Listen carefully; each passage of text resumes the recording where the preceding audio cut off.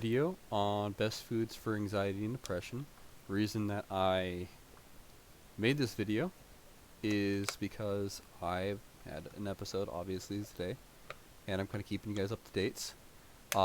This is supposed to be part of the other video, but I just wanted to make sure because I wasn't sure about how loud the music was, if it was going to get muted on Twitch. So I wanted to make sure that I had this video that I could talk about. Yeah, basically whenever you get done with your depression, you've been fighting all day, you're exhausted, you're tired, maybe you're guilty, maybe you're upset, and you know, you're hungry as fuck. You're so dang hungry. So we're gonna look at this and see what we can do to help with depression. By the way, I just want to put a disclaimer out there. Eating any kind of food when you're depressed will not help you. It will not help you. Because you are having something going on in your brain that is ruining the rest of you. If you think that you're going to eat something that's going to help it while it's happening, it is not going to happen.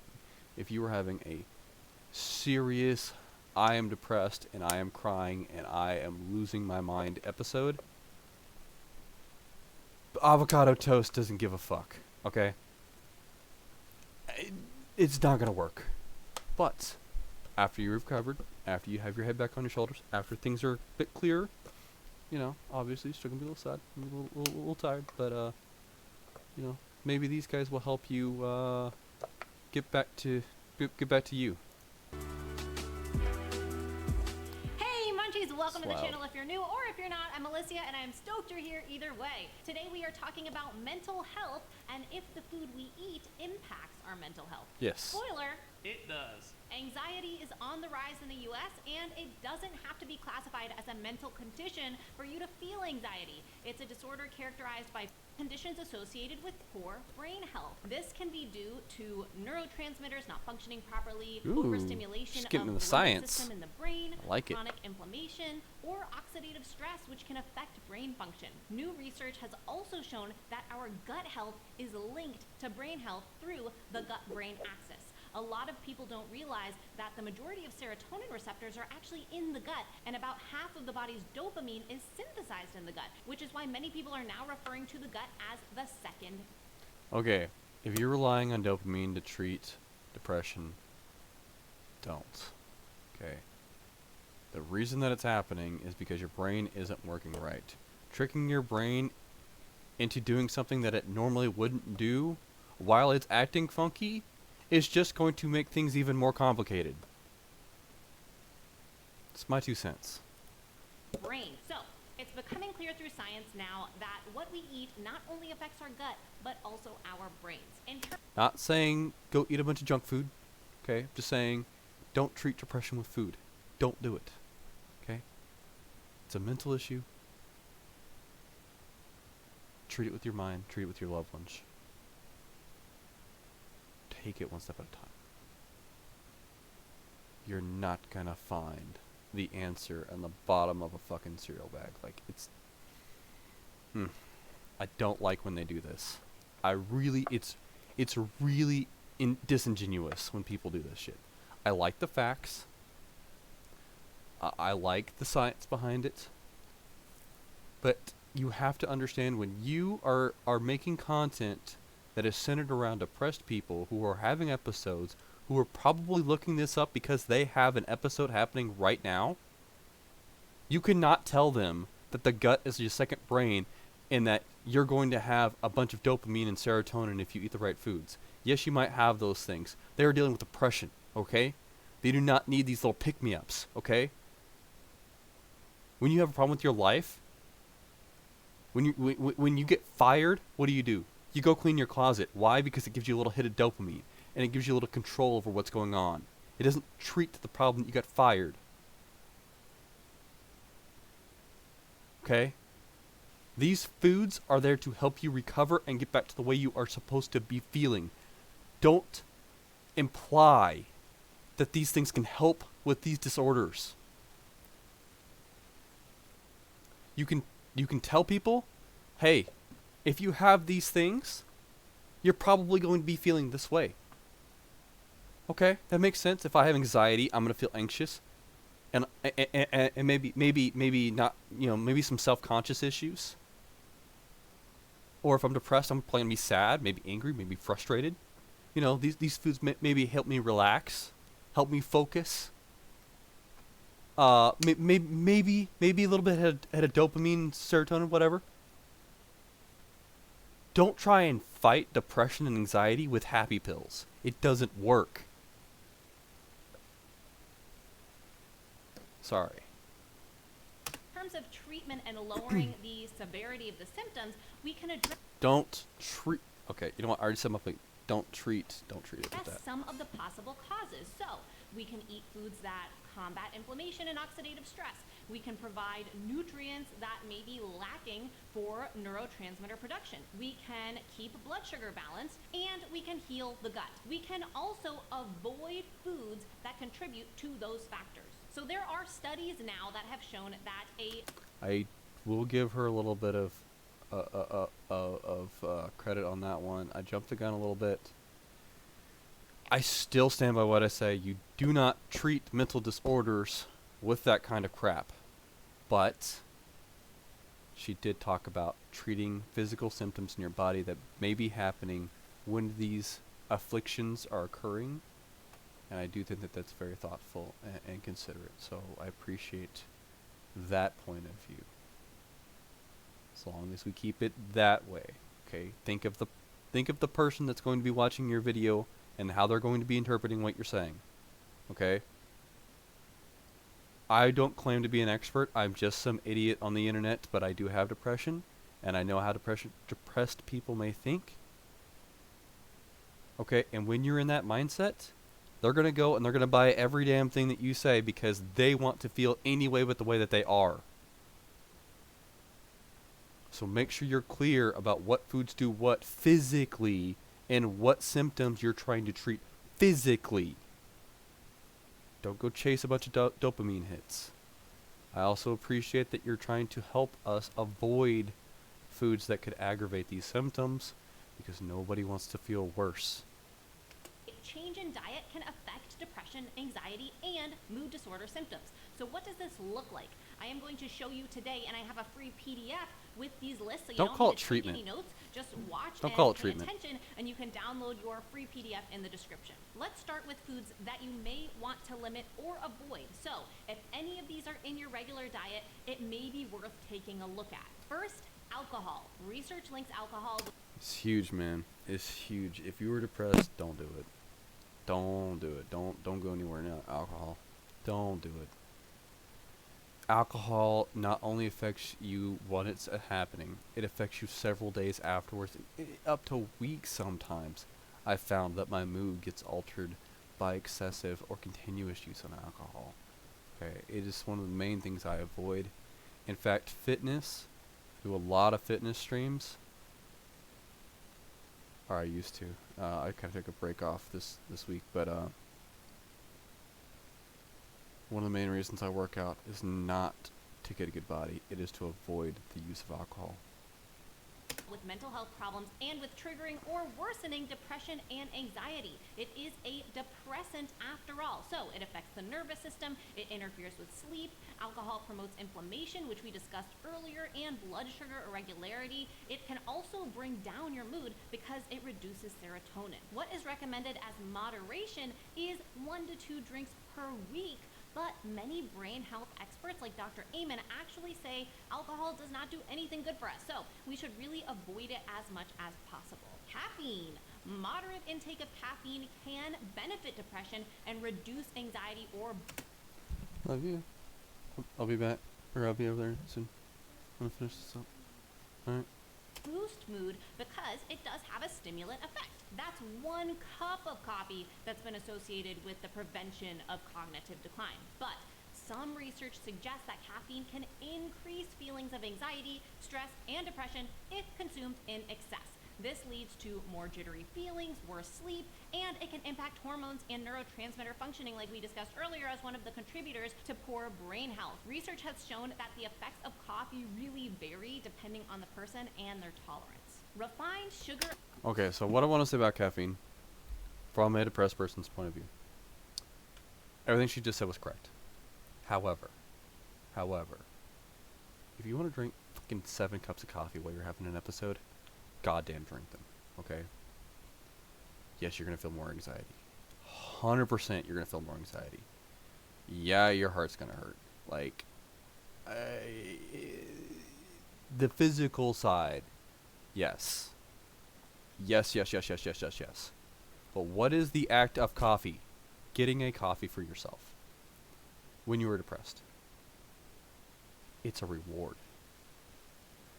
People want coffee as a reward. Okay? In a depressed state of mind, you are never, at least in my opinion, never wanting to reward yourself.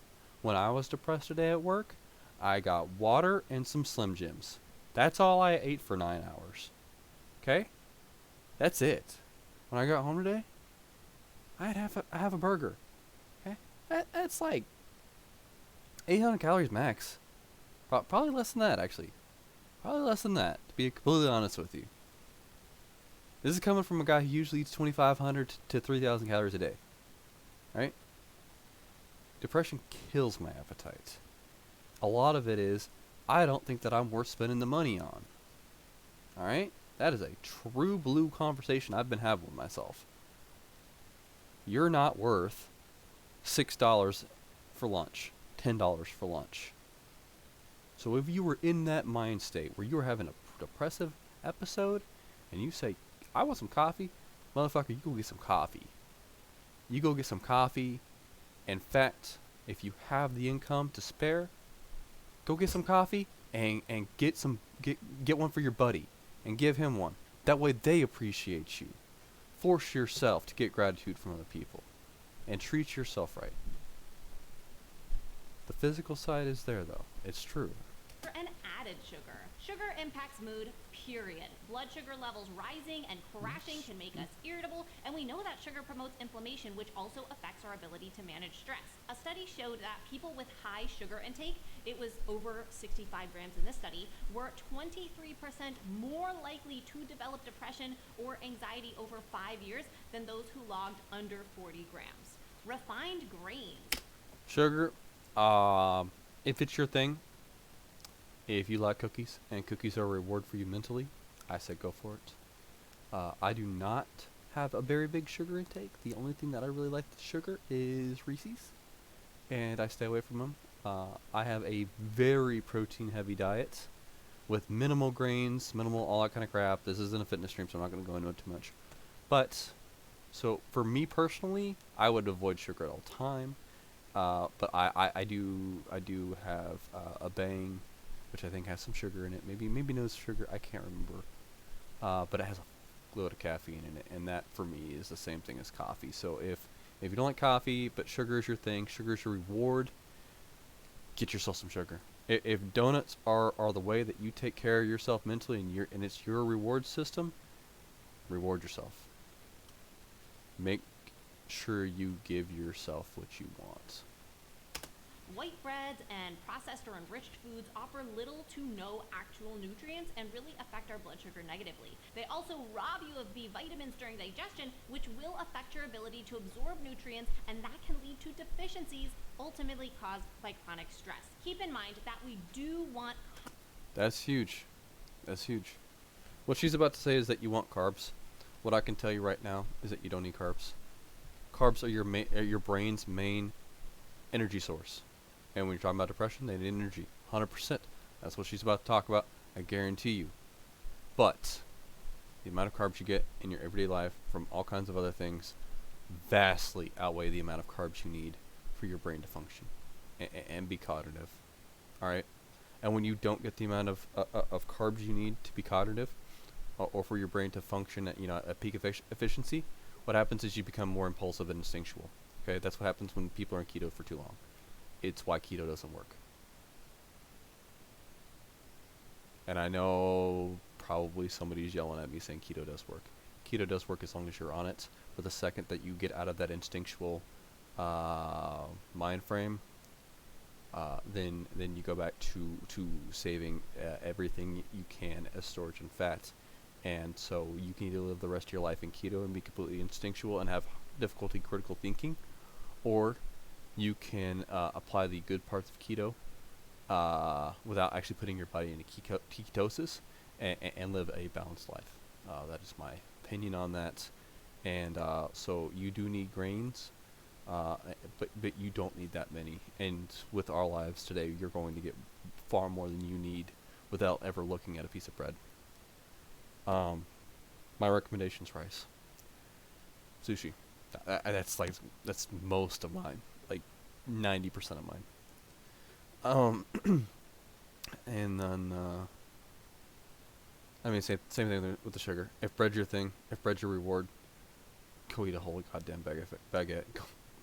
Go rob a freaking Krispy Kreme. Like, do what you need to do to reward yourself. Complex carbs, like whole grains. When I say refined grains, I'm talking white breads, crackers, short grain rice, the kind where the part of the grain has been removed or overly processed. Complex carbs are metabolized more slowly, which helps to maintain even blood sugar levels and stabilize moods. Avoiding skipping meals I can was wrong. also help to maintain even blood sugar. Processed foods and fast foods. She's talking about blood sugar 100%. I mean, her points are all valid. I really thought she was going to talk about brain food, since we're talking about depression and anxiety, because when you're depressed and your anxiety, your brain is working overtime. Also provide little to no nutrients with a At lot least of calories, that's how I not to feel. mention trans fats, which are correlated with depression, anxiety, aggression, and other mental illnesses. Refined oils Aggression? are next. They are really high in omega-6s, so they're highly inflammatory, which can mess with your mood and brain function. Processed deli meats like hot dogs, bologna, deli turkey, or chicken, they often You should always stay away from these. Should always stay away. I mean, they're not as bad as breads, but come on, man. have a lot of fillers and preservatives, which have been associated with migraines, mood swings, and inflammation. Artificial sweeteners and food additives, and there are a lot of them, have been associated with headaches, mood disorders, dizziness, and migraines. People can often have I kinda want a food Coke now, I'm sensitivities not to gonna lie. artificial stuff That looked without pretty knowing good. it, and it makes sense. I mean, our bodies don't know how to process something. Low key, I thought that was a fucking parrot behind. Not parrot. What's that thing called? Peacock. Oh, there's peacock behind her. Artificial, so it could be subtly rejecting it without you knowing. Okay, so take note if any of these are in your diet, and keep in mind, this is if they are regularly included. This is not me saying never have alcohol or sugar or processed foods, although some people may say that and may choose to do that, but I'm suggesting that if you eat these regularly and you're struggling with anxiety, this could be a good place to start. We can also add certain things into our diet to help, and I think focusing on more of the good with any kind of dietary change is going to resonate with people more than less of the bad. It's mentally easier to grasp more good. So first, let's get Yeah, in I mean, more we like fatty eating. fish. Wow. If you take anything from this video, and what I really learned and I'm trying to incorporate myself, is eat more fatty fish. Omega-3s are where it's at. Omega-3s are really the building blocks of the brain. The brain is actually composed of 60% fat, so it needs fat for fuel. Omega-3s Yeah, reduce I mean, inflammation. Surprisingly, yeah. or it was surprising to me, one of the most common nutritional deficiencies seen in people with mental disorders is omega-3s. The best omega-3s and amino acids are in wild-caught. I eat fish every day. Every day. Every day. I eat poke. I eat sushi. I eat sashimi. Yeah. Fish every day. It's great. Salmon, which also contains Shrimp. I know I don't think fatty fish, but shrimp is delicious. vitamin D, vitamin B6, B12, and selenium, all of which contribute to brain health, and it's one of the best studied foods in terms of depression and anxiety. Sardines, tuna, and mackerel are other good sources. Research suggests that adequate omega-3 intake, whether it's from fish or a supplement, can reduce the risk of anxiety, depression, and other mood disorders, and improve symptoms of anxiety and depression. Walnuts also offer plant-based omega-3s, which aren't as great, but still. Problem with worth having walnuts for is sure. they don't This is taste so that cool, great. actually.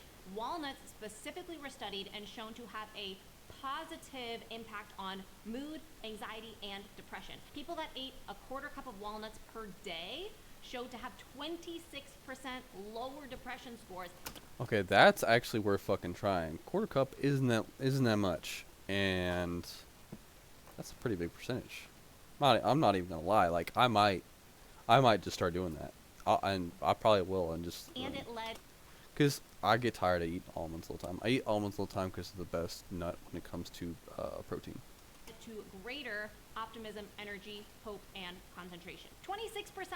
Other nuts and seeds like pumpkin seeds, chia seeds, and flax are also good sources, but walnuts are tops. Meat, poultry, eggs, dairy, and soy are also good sources of amino acids to get your complete proteins. This doesn't mean you need to eat meat all day, every day, but it does point to some of the benefits of having some animal protein in your diet. Turkey and chicken were the ones that really stood out because apparently tryptophan and tyrosine, which are amino acids that both turkey and chicken contain, have been studied and associated with reduced anxiety. Probiotic and fermented foods are another.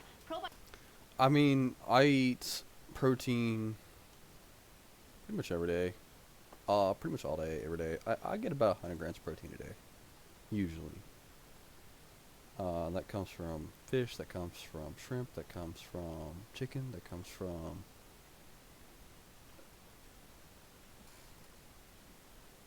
That's pretty much it, really. That and jerky. So I guess a little bit of red meat in there. I try to stay away from red meat.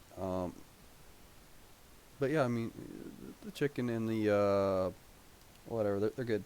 Probiotics are associated with positive mental health, specifically improving mood, anxiety, and depression, and they're found in yogurt as well as fermented foods I like hate sauerkraut, yogurt, bro. kimchi, kombucha, and kefir. Fermented foods I did not know about the specifically have sauerkraut. been studied showing to help heal the gut. Last year, I went on a gut healing mission, and I ate a lot of fermented foods, but they've also shown to be neuroprotective and mood balancing. The gut-brain connection is real, I'm telling you. Next, veggies. We could not escape from talking about the wonder of veggies. Dark leafy greens are some of the most nutrient-dense Kale foods is you so can take in, nasty, dude. and foods like shiitake mushrooms are Mushrooms prebiotics are good. that promote healthy gut bacteria. Fruits are also great. All berries, blueberries have been considered a depression food, an anti-depression food, I guess, and have been shown to be helpful with symptoms. Strawberries have a lot of vitamin C, and avocado has a lot of monounsaturated fats. Other notable items are green tea, chamomile extract, and dark chocolate. They all have specific nutrients and antioxidants. I've heard a lot of good things from a lot of different people about dark chocolate. Even bodybuilders take that shit, and the reason that they all say that they take that shit is not for like any bodybuilding reasons. They all say it helps the mind.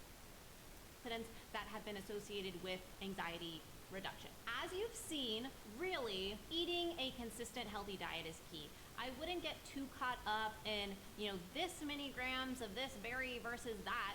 It's not one for one, this heals that. It's an overall balance. The truth is, this kind of whole foods approach is also what is going to keep our hearts healthy and our weight under control. I mean, nothing that I shared here is blowing your mind in terms of being a healthy food. It's very simple. More whole foods, lots of plants, and less processed foods. Those are the 3 dietary tenets that I would give you to overall health and well-being, both mental and yeah, that's physical. what we So, do in the weightlifting. point is, if you're struggling with anxiety or mental health and think that your diet could be contributing, making some dietary changes for mental health will also improve your physical health. And this is really what a holistic approach is, where we look at the mind I hate that word, dude. Holistic. I don't like it. and body as one, connected, and that the foods we take in and the choices we make affect our bodies and our minds and our emotional selves too. Again, don't become dogmatic about it or it won't be sustainable. So what can you take from this? Make an effort to eat a little less of those foods that may contribute negatively and an effort to eat a little more of the foods that help. Baby steps will get you there. In an email that I sent out a while ago, I told a story of a health study. I shared it on Instagram too, I think, but it feels relevant here, so I'm going to spend 30 seconds sharing it. This study has been All right. reproduced many times all over the world. Essentially, they take two groups of people and they give one group all of the health tools that they could need for free. So they give them, free gym shoes and free gym memberships and access to information or whatever. And they tell them, go and get healthy. Then the other group, they give them nothing for free, but they tell them, climb one set of stairs today, and tomorrow just add on one step, okay? And every day, just add on one more step. That's it. That's all they tell them. Then they come back years later, so 2 years later, 5 years later, and which group do you think has established healthier habits sustainably? The second group that took one step per day and got nothing for free. So you don't need free stuff. You don't need any more information. You know everything you need to know.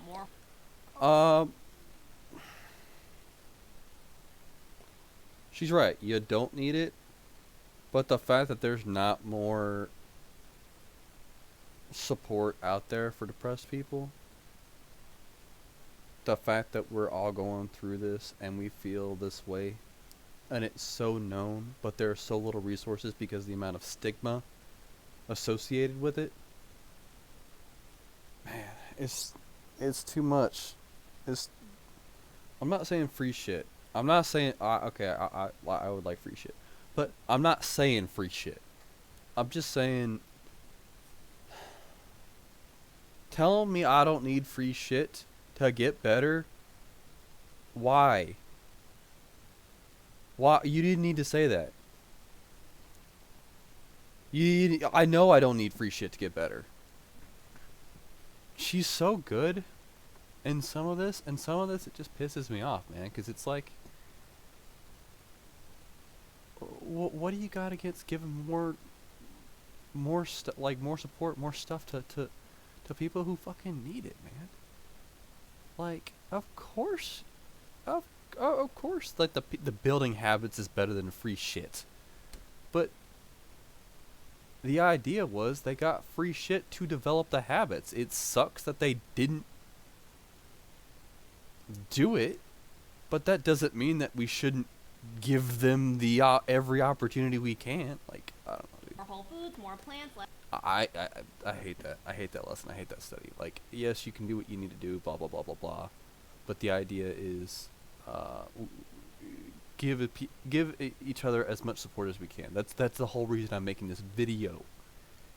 Rather than just watching it on my own, is to give my insight to people who maybe are like-minded or just are curious about maybe what I think from a person who is depressed. Less process, that's it.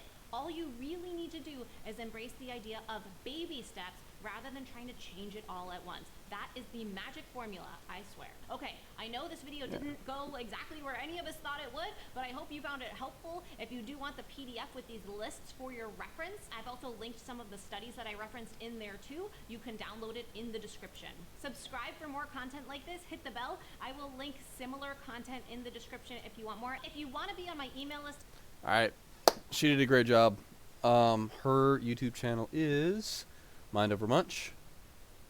She's at 1 million subscribers. She did a very, very good job with the video. I just, the very beginning there, she got me pretty pissed off. Not gonna lie, I got triggered. Just be mindful. Be mindful of who's watching your videos, because folks who have anxiety and are depressed, they're very impressionable. They're very vulnerable at that state. And they may not be thinking correctly. I know that when I'm having my episodes, I will do literally anything to make it feel better, and I would take advice from almost anybody to make it go away. And so, understand that especially when you're talking to this group of people, you need to take extra special care in the message that you're delivering and why you're delivering it this way, and how they might take it in their abnormal mindset. Okay, I'm talking about myself. Yeah, it really upset me because I know exactly how I would have took this earlier. But I appreciate you reaching out. I appreciate you making content for this community. There's not enough people trying to help. So thank you for your time, thank you for your video. You're very informative, did an exceptionally good job, and I like that you weren't judgmental at all. So thank you very much.